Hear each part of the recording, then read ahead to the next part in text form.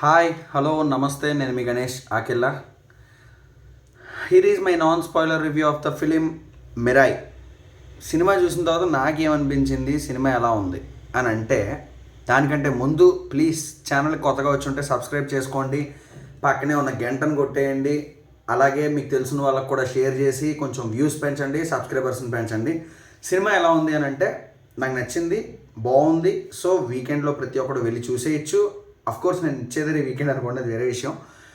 Family అంతా కూర్చుని ఫుల్గా ఎంజాయ్ చేయొచ్చు. పిల్లలు కూడా విఎఫ్ఎక్స్కి బాగా ఎంజాయ్ చేస్తారు. కొన్ని సీన్స్ అయితే టాప్ నోచ్ ఉన్నాయి, ఆ విజువల్స్ చాలా బాగున్నాయి. అండ్ రెండో పాయింట్ ఏంటి అని అంటే, పర్ఫార్మెన్సెస్లో తేజ సజ్జా అవ్వచ్చు, తర్వాత మన హీరోయిన్ క్యారెక్టర్ అవ్వచ్చు, అండ్ జగపతి బాబు గారు ఉన్న వాటిల్లో బాగానే చేశారు. అండ్ శ్రేయ గారి క్యారెక్టర్ అవ్వచ్చు, వీటన్నిటికి బాగా స్కోప్ ఉంది. స్కోప్తో పాటు స్టోరీని నడిపించే ఒక క్యారెక్టరైజేషన్ని డిజైన్ చేసుకున్నారు. At the same time getup శ్రేణి గారి కామెడీ కొంచెం కొన్ని చోట్ల బాగా వర్కౌట్ అయ్యింది, కొన్ని చోట్ల అంతేం లేదు.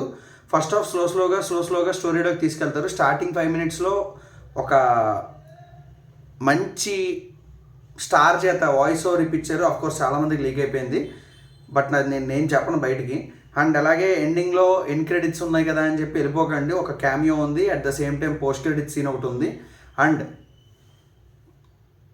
టెక్నికాలిటీస్ గురించి మాట్లాడుకుంటే, కార్తిక్ ఘట్టమనేని డైరెక్టర్, ఆయన తీసిన డిజైన్, ఆయన ఊహించుకున్న స్క్రీన్ ప్లే, ఆయన విజన్ చాలా బాగా డిజైన్ చేసుకుని ఎగ్జిక్యూట్ చేశాడు. ఎందుకు అని అంటే, డిఓపి కూడా ఆయనే. ఆ కెమెరా యాంగిల్స్ అవ్వచ్చు, ఆ విజువల్ క్వాలిటీస్ అవ్వచ్చు, ప్రొడక్షన్ వాల్యూస్ అవ్వచ్చు, అన్నీ టాప్ నాచ్ కింద ట్రై చేశాడు. అట్ ద సేమ్ టైం అవి ట్రై చేయడమే కాకుండా వర్కౌట్ అయినాయి. నా పర్సనల్ ఒపీనియన్ ఇది. ఎందుకు అని అంటే, మన పీపుల్ మీడియా ఫ్యాక్టరీ గత సినిమాలు అన్నీ పోయినాయి. ధమాకా తర్వాత ఈ మధ్యలో వచ్చిన ప్రతి సినిమా పోయింది. కోర్స్ ఈగల్ కూడా ఈయనే డైరెక్ట్ చేశాడు, ఒక రేంజ్లో ఉంటుంది, అది చాలామందికి ఎక్కలేదు, అది కూడా పోయింది. సేమ్ అదే ప్రొడ్యూసరు దీనికి టాప్ నాచ్ విజువల్స్ అంటే ప్రొడక్షన్ వాల్యూస్ చాలా బాగా వర్కౌట్ అయినాయి. అండ్ మ్యూజిక్ చాలా బాగా ఇచ్చాడు. అండ్ మన డైరెక్షన్ బాగా వర్కౌట్ అయింది, మ్యూజిక్ బాగుంది, అండ్ తేజ సజ్జా పర్ఫార్మెన్స్ బాగుంది, హీరోయిన్ క్యారెక్టరైజేషన్ బాగుంది, అంటే స్కోప్ ఉంది, శ్రేయ క్యారెక్టరైజేషన్ బాగుంది. ఇచ్చిన ప్రతి ఒక్కడికి పర్ఫార్మెన్సెస్ పరంగా చూసుకోవచ్చు, స్క్రీన్ టైం చూసుకోవచ్చు, అంతా ఓకేజ్గా ఇచ్చాడు. ఎగ్జిక్యూషన్ బాగుంది. అండ్ మన బ్లాక్ స్వర్డ్, మన మంచు మనోజ్ గారు, ఆయనలో ఒక యాక్టర్ ఉన్నాడు, అందరికీ తెలుసు. ఒక కామిక్ యాంగిల్ ఉంటుంది, ఒక యాక్షన్ ఉంటుంది, కానీ ఆయనలో ఒక పర్టిక్యులర్ ఎమోషన్ క్యారీ చేసే ఒక పర్సన్ ఉంటాడు.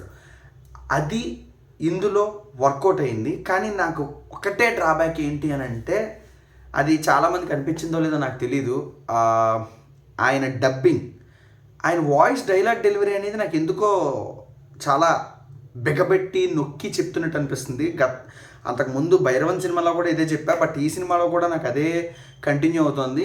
ప్లీజ్ మీరు ఈ రివ్యూ కనుక చూస్తే, వాయిస్ మాడ్యులేషన్ అనేది కొంచెం ఫ్రీ మూమెంట్లు ఇదివరకు సినిమాలు ఎలా ఇచ్చేవారో అలా ఇస్తే బాగుంటుంది అని అనుకుంటున్నా.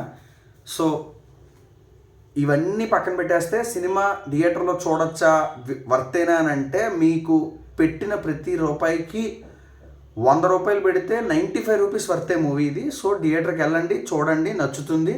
అట్ ద సేమ్ టైం ఛానల్ని కొంచెం సబ్స్క్రైబ్ చేసుకోండి. నెక్స్ట్ వీడియోతో కలుద్దాం. Signing off. నేను మీ గణేష్ ఆకిల్లా. బాయ్.